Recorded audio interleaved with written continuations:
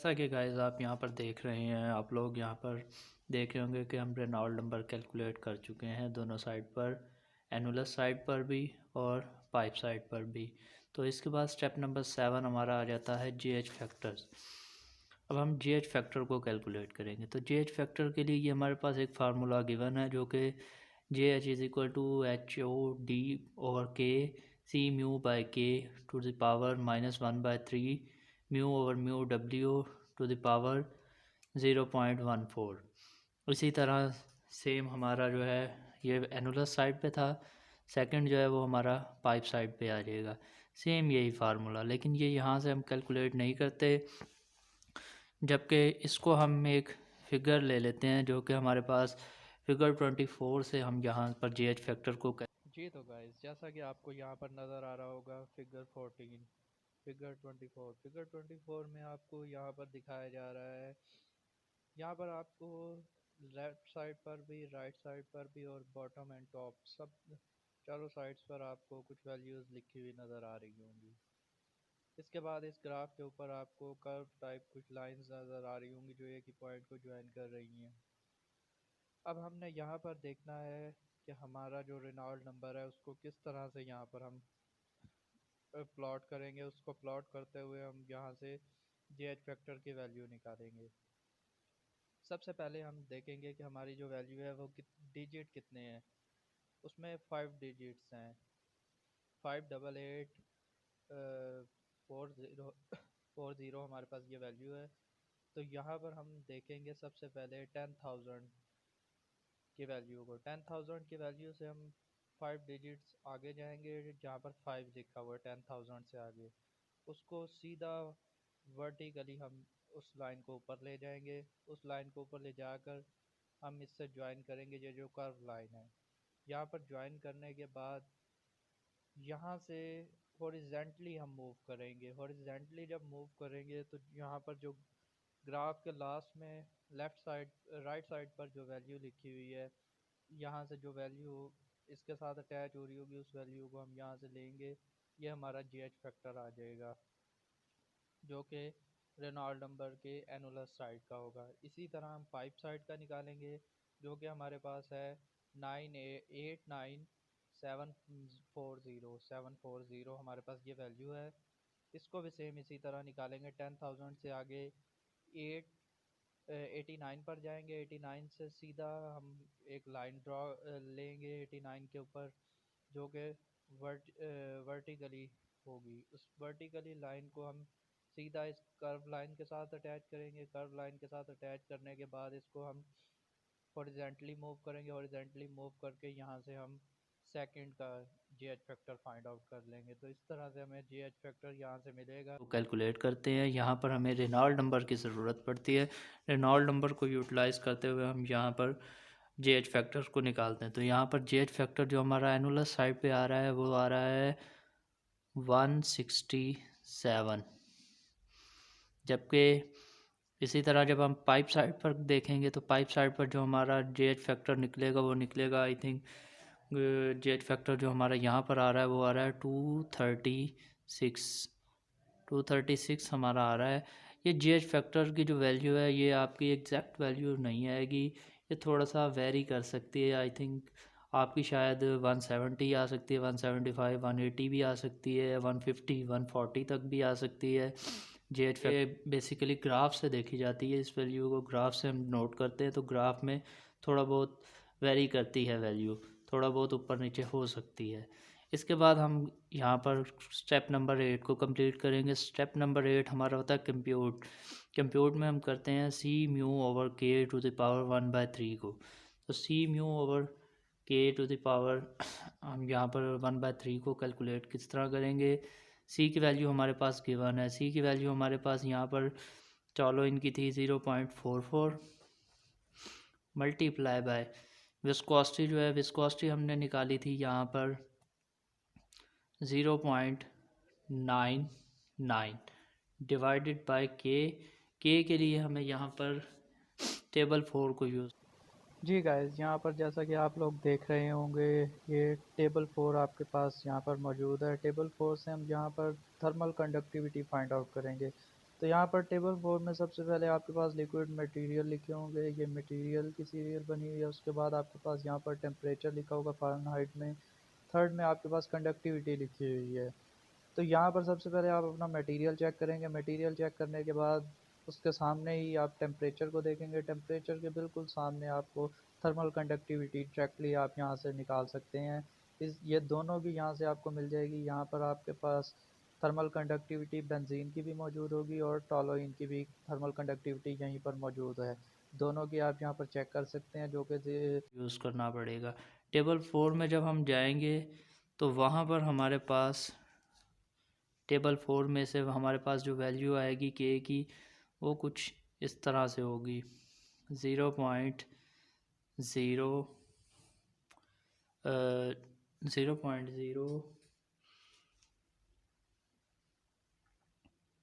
0.086 0.85, तो 0.085 हम यहाँ पर मेंशन करेंगे। इसकी पावर हमारी बन जाएगी 1/3।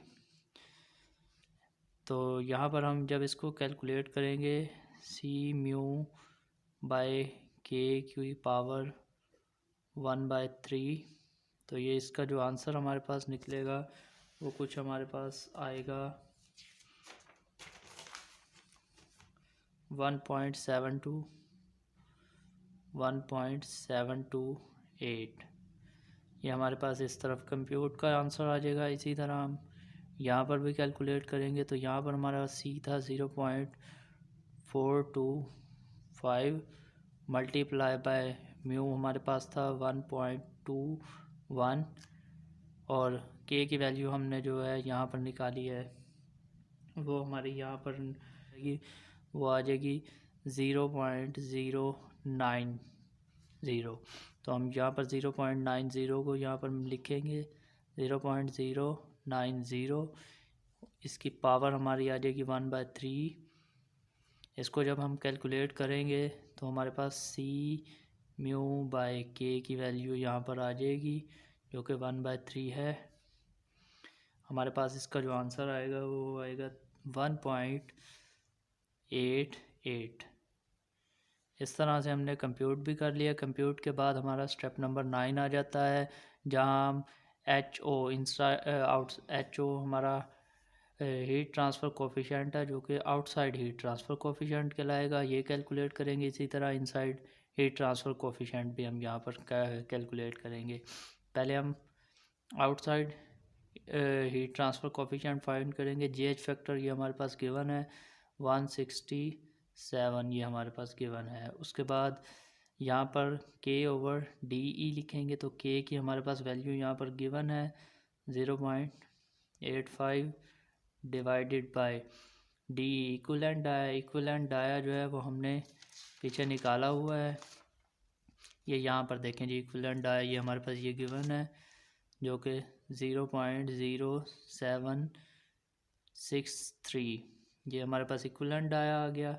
इसके बाद इसी को मल्टीप्लाई करेंगे सी म्यू बाय के की वैल्यू, सी म्यू बाय के की वैल्यू हमारे पास ये आई है 1.728, ये हमारे पास वैल्यू आई है। इसके बाद म्यू ओवर म्यू डब्ल्यू जो है वो हमारा 1 के इक्वल है। इस सारे को जब हम कैलकुलेट करेंगे तो हमारी वैल्यू यहाँ पर जो बनेगी, इसको कैलकुलेट करने से तो ये हमारा 320 बन जाएगा। एच ओ जो हमारा बनेगा यहाँ पर 320 BTU पर आर पर फिट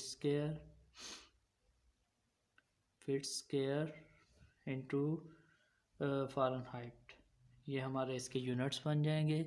इसी तरह हम एच आई कैलकुलेट करेंगे यहाँ पर इनसाइड हीट ट्रांसफ़र कोफिशिएंट। तो इनसाइड हीट ट्रांसफ़र कोफिशिएंट के लिए हम जेएच फैक्टर हमारे पास गिवन है, यहाँ पर जेएच फैक्टर की वैल्यू लिखेंगे। के हमारे पास जो है वो यहाँ पर है 0.090 divided by D equivalent dia इस साइड का जो था वो हमारे पास है 0.115। इसी तरह हम सेकंड हमारे पास विस्कोसिटी की जो वैल्यू आ रही है वो कंप्यूट की जो वैल्यू आ रही है 1.88 आ रही है। यहाँ पर पुट करेंगे, multiply by visco mu over mu W जो है वो हमारे पास 1 है। तो यहाँ पर हम जब एच आई को कैलकुलेट करेंगे तो एच आई हमारा यहाँ पर निकलेगा 351 हमारे पास निकलेगा। इसके भी यूनिट्स आ जाएंगे BTU पर are feet square into Fahrenheit, ये हमारे पास आ जाएगा।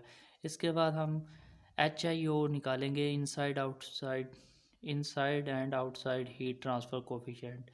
In and outside heat transfer coefficient के लिए HI की ज़रूरत पड़ेगी, तो HI हमने ये निकाला है 351। इसको मल्टीप्लाई करेंगे इनसाइड डाया और आउटसाइड डाया के साथ। इनसाइड आउटसाइड डाया जो है ये हमारे पास इंचज़ में ही गिवन थे 1.38, जो कि हमने टेबल 11 से लिया था, और डिवाइडेड बाय 1.66, ये हमारा इंचज़ में ही जो हमने पीछे डायास देखे थे टेबल 11 से, ये वहीं से हमने इन डायास को लिया है और इधर लिख दिया है। यहाँ पर लिखने के बाद इसका जो हमारे पास आंसर आएगा वो कुछ इस तरह से आएगा। यहाँ पर 291 हमारे पास इसका आंसर आएगा, जो कि inside outside heat transfer coefficient कहलाएगा। इसके बाद हम यहाँ पर कैलकुलेट करेंगे स्टेप नंबर 11 को। स्टेप नंबर 10 हमारा यहाँ पर हो चुका है, ये हमारा स्टेप नंबर 10 था। स्टेप नंबर 10 के बाद हम स्टेप नंबर 11 को कैलकुलेट करेंगे। स्टेप नंबर 11 के लिए ओवरऑल क्लीन कोफिशिएंट हम यहाँ पर कैलकुलेट करेंगे। ओवरऑल क्लीन कोफिशिएंट के लिए यहाँ पर हमारे पास HIO हमारे पास आया है यहाँ पर 291 मल्टीप्लाई बाय HO। यहाँ पर HO आप देखें हमने कितना कैलकुलेट किया, HO 320 कैलकुलेट किया है। HO हमारा यहाँ पर बन रहा है 320 यहाँ पर हमने कैलकुलेट किया है। इसके बाद हम नीचे भी इसी तरह करेंगे, 291 प्लस 320। तो इसको जब हम करेंगे इससे मल्टीप्लाई, तो हमारा यहाँ पर कुछ आंसर बन जाएंगे। इस सारे को कैलकुलेट करके हमारा जो आंसर बनेगा यहाँ वो बनेगा 152 BTU पर आर फीट स्क्वायर फ़ारेनहाइट में, ये हमारा आंसर बनेगा। इसके बाद हम स्टेप नंबर 11 कंप्लीट हो चुका है यहाँ पर हमारा। अब स्टेप नंबर 12 को कंप्लीट करेंगे। स्टेप नंबर 12 में हमारा है overall design coefficient. Overall design coefficient के लिए हमारे पास फार्मूला होता है 1/UD is equal to 1/UC plus RD। तो 1/UD is equal to 1/UC। 1/UC हमारे पास ये है, UC की वैल्यू यानी ओवरऑल क्लीन कोफिशिएंट की जो वैल्यू है उसको पुट करेंगे यहाँ पर, प्लस RD डर्ट फैक्टर जैसा कि मैंने आपको पहले ही बता चुके थे, एक स्ट्रीम के लिए क्या है 0.001 है। तो हमारे पास 2 स्ट्रीम्स हैं, तो 2 स्ट्रीम्स होंगी तो ये डबल हो जाएगा, तो 0.002 हो जाएगा ये हमारे पास यहाँ पर। इसके बाद हम जब इसको कैलकुलेट करेंगे तो हमारे पास यहाँ पर UD आएगा, जो कि हमारे पास होगा 116 हमारे पास UD आ जाएगा, जो कि BTU पर hours feet square degree Fahrenheit में, ये हमारे पास आ जाएगा।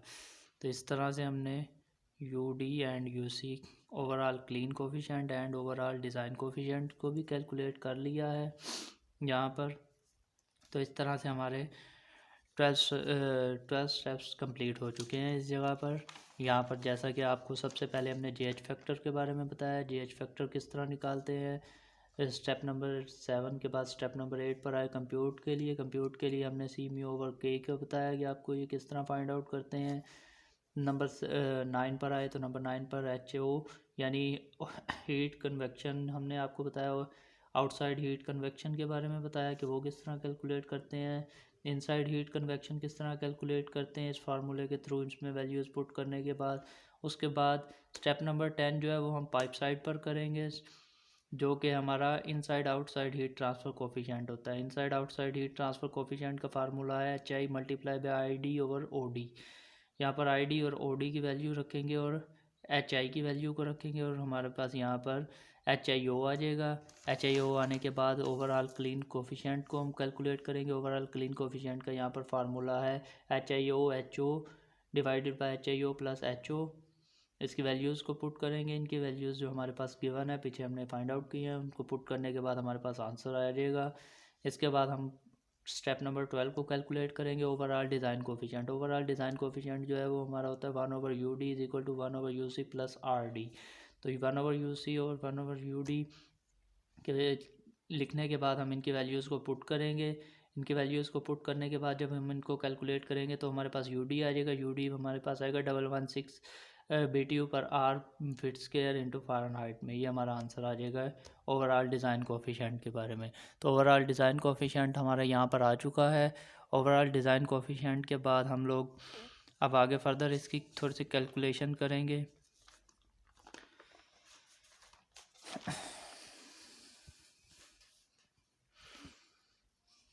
अब हम आगे इसकी कैलकुलेट करेंगे स्टेप नंबर 13 को। स्टेप नंबर 13 में हमारे पास यहाँ पर यू डी आ चुका है, LMTD भी हम निकाल चुके हैं, यहाँ पर क्यू भी हमारे पास मौजूद है। यहाँ पर हमें एरिया निकालना होगा, रिक्वायर्ड एरिया। तो सबसे पहले हम required surface area find out करेंगे। तो हम इस फार्मूले को थोड़ा सा अरेंज करेंगे कुछ इस तरह से, Q over U D multiply by del T LMTD। तो यहाँ पर हमारा ये फार्मूला कुछ इस तरह से अरेंज हो जाएगा। यहाँ से हम एरिया निकालेंगे।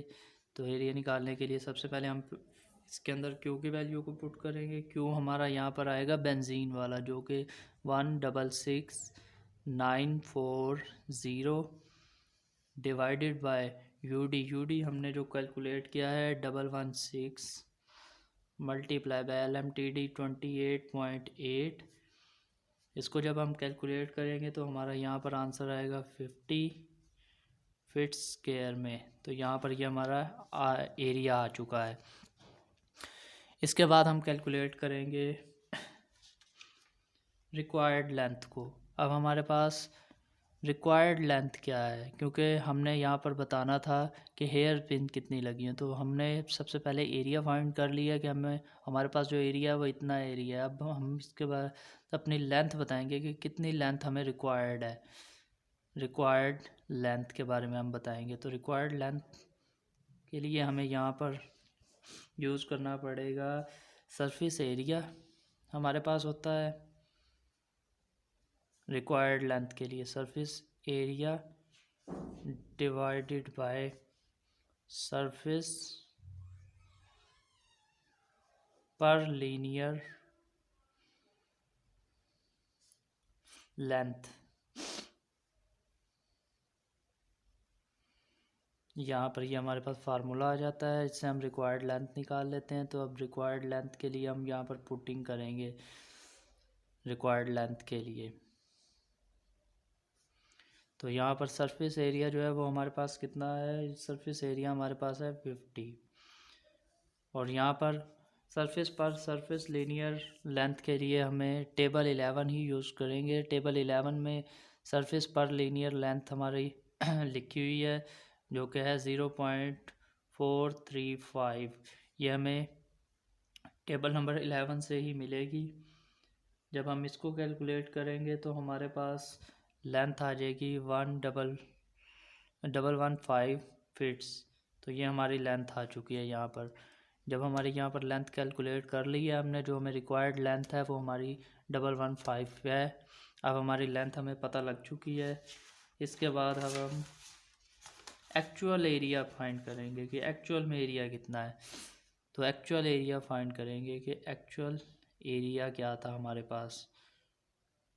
तो एक्चुअल एरिया के लिए हम क्या करेंगे, जो हमारी लेंथ है अप्रॉक्सीमेटली ये नियर अबाउट 120, हम इसे करेंगे मल्टीप्लाई करेंगे 0.435 से, यानी जो हमारा सरफेस पर लीनियर लेंथ से मल्टीप्लाई कर देंगे, जो हमारी लेंथ आई है रिक्वायर्ड लेंथ हम इसको कंप्लीट लिखेंगे 120, ताकि इसको 3 में डिवाइड किया जा सके। तो इसलिए हम इसको 120 करेंगे, 120 मल्टीप्लाई बाय 0.435 करेंगे तो हमारे पास यहाँ पर जो एरिया आएगा वो आएगा 52 फीट स्क्वायर फीट में आ जाएगा।